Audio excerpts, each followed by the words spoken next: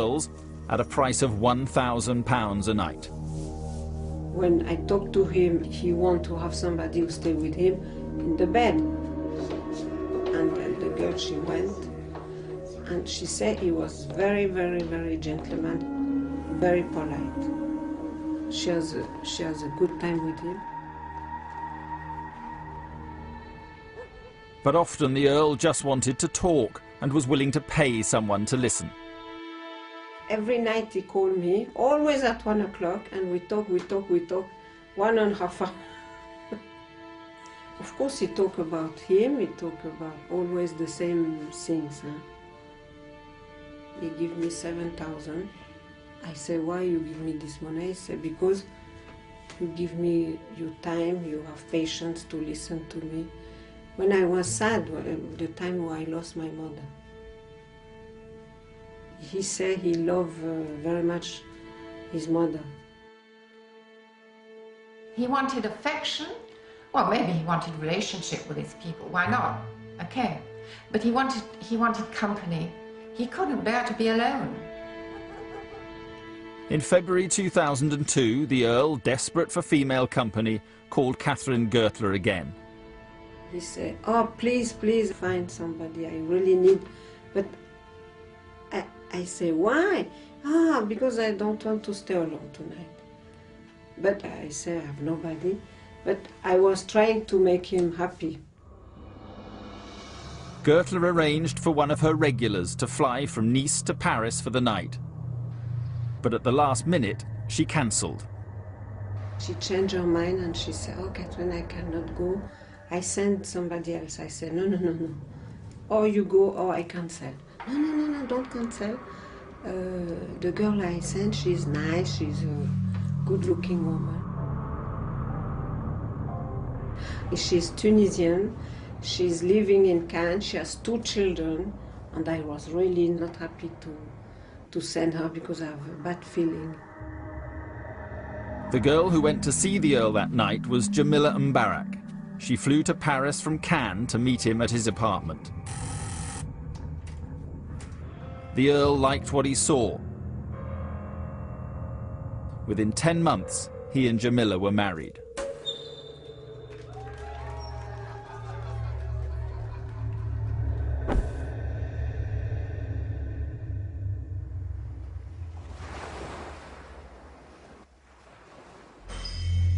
Now, 2 years later, the Earl was missing, and Jamila was a suspect in the inquiry. They wouldn't have just looked at her as a wallflower, a decent woman who just married the Earl in ordinary circumstances. They would have known from day one that it was an unusual marriage. Jamila was the last person to see her husband alive. The couple had arranged to meet to discuss a divorce settlement. Detectives were intrigued by her account of the meeting. She told them he had turned up drunk, wearing filthy clothes. She claimed to be so appalled by his condition, she sent him away. She said she never saw him again. She said her husband was covered with urine and excrement. He smelt of alcohol and had clearly been drinking. Those close to the Earl found such a description hard to believe. Completely absurd. I've never seen my brother Jared badly dressed. Never. Jamila's claims did seem unlikely. The Earl had been staying at one of Cannes' best hotels, where the barman remembered serving him that morning. He told police that while he'd been drinking, he wasn't in the dreadful condition that Jamila described.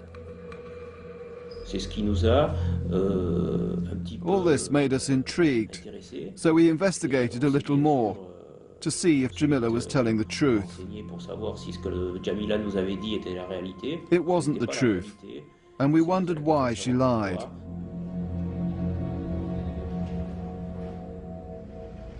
Police interviewed Jamila again. In the first few days, it was a missing persons inquiry, and they probably weren't as tough on her as they might have been. But as the days went on, they kept grilling her, realized there were inconsistencies, things that didn't add up. The police played a waiting game, putting Jamila under surveillance. They began to monitor her calls, and the strain began to tell. Elle était vraiment stressée. She seemed really stressed. Là aussi, ce sont des éléments qui sont tout à fait subjectifs. These things are subjective, but she was unusually agitated. Anormalement excitée. Quelques éléments But in d'ambiance, itself, encore une this fois, did ça not ne fait mean pas she was guilty. coupable. In February 2005, Jamila's elder sister Naima came to stay with her. She could see the effects the stress was having. When I see my sister walking, I'm thinking, oh, what's happened? She's shaking, shaking, shaking. I think, oh my God, what is this? What's happened to my sister? Jamila appeared to be suffering a breakdown. She was admitted to a psychiatric hospital in Cannes.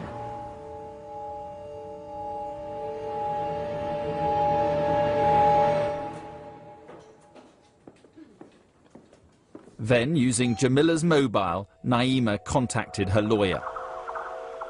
She told him that Jamila had something she needed to get off her chest. Naima says I am Jamila's sister. My sister has got something important to tell you. Do you understand? She has to speak to you. She has to see you. Est-ce que tu comprends? Tu n'as rien fait. Tu parles comme ça? But unknown to Naima and the lawyer, their conversation was being monitored.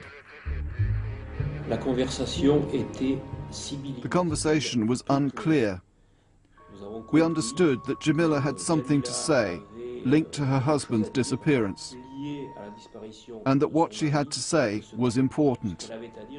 It was a real weight on her shoulders. It was very important. Detectives went straight to the hospital. Already distraught, Jamila broke down and confessed.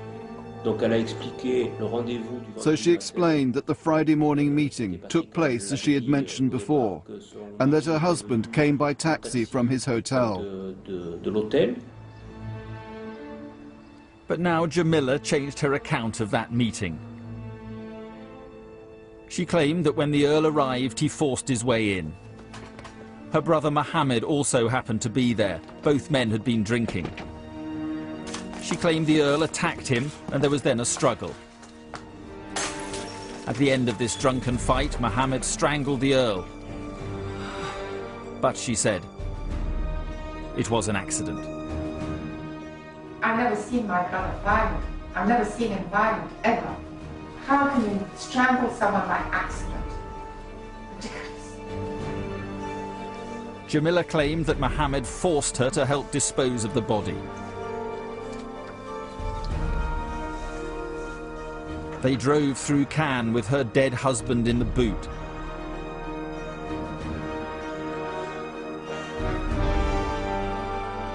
They then dumped him in a wood. She couldn't remember where.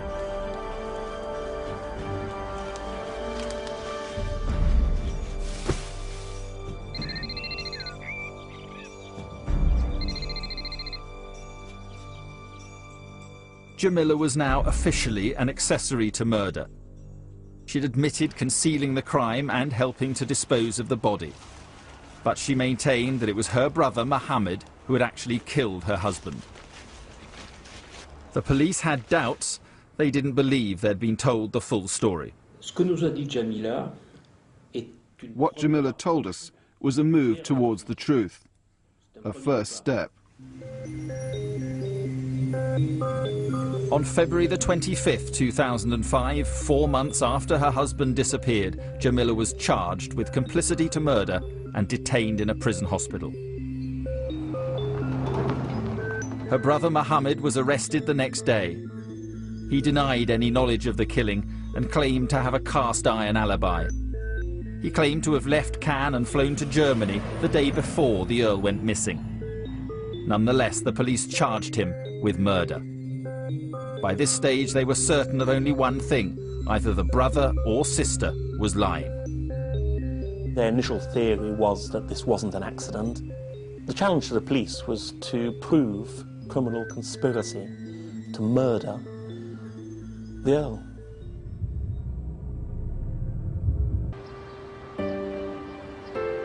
In February 2005, 4 months after her husband went missing, Jamila Shaftesbury admitted he'd been killed in a drunken brawl. She claimed her brother Mohammed had strangled him by accident. But detectives were sceptical. The police didn't buy it. Of course they didn't buy it. It was too easy an explanation, wasn't it? But why would Jamila and Mohammed kill the Earl? From the beginning, the Earl's third marriage had united two very different worlds.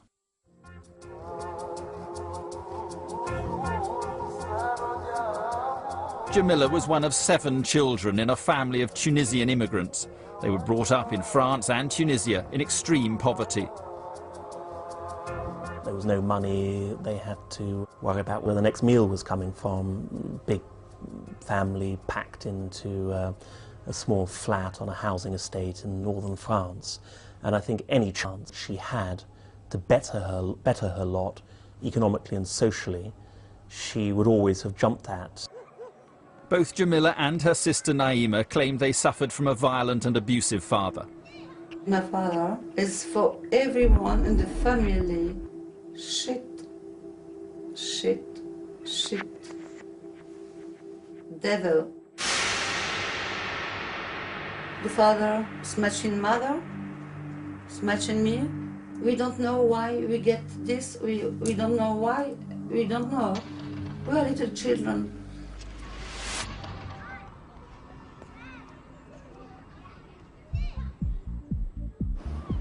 Jamila was determined to better herself, using her looks and her wits to turn her life around. She made her living by working as a model and a high-class escort. She was invited to the best parties in Paris and the Riviera. She claimed to have known and had relationships with international film stars and sporting celebrities. There's no question of her being a gormless, nasty, hard prostitute, extremely polite, a rather glamorous, good-looking woman. Jamila had been married to a wealthy Dutchman, but by the time she met the Earl in 2002, she was divorced and working as a high-class escort.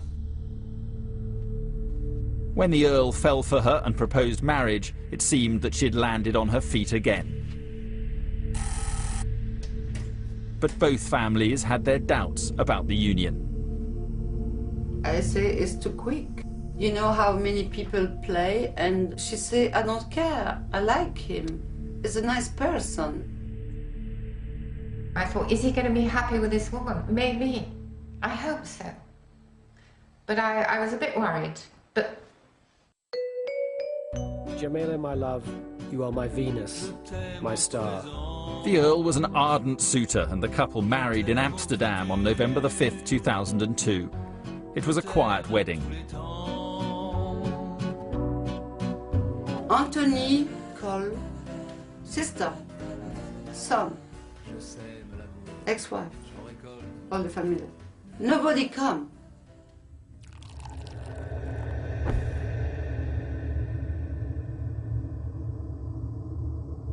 The Earl of Shaftesbury's immediate family didn't like her at all, and it was absolutely devastating when they realized that he was due to get married. The newlyweds honeymooned for 3 months at the luxurious Parks Hotel in Knightsbridge. But they weren't alone. The Earl paid for Jamila's sister Naima to stay in an adjoining 5-star room. Naima, I love you a lot. You know that. Naima, my heart. Naima claims to have received love letters from her new brother-in-law. Naima, my love. After the marriage, I get my first writing for Anthony. I wish to make love to you this evening. I love you. He want to be with me, he want to make love with me. Naima, I am yours. Then Naima claims he took things a stage further. I find him in my bed, waiting for me, without clothes, with flowers and a bottle of champagne and some presents. I called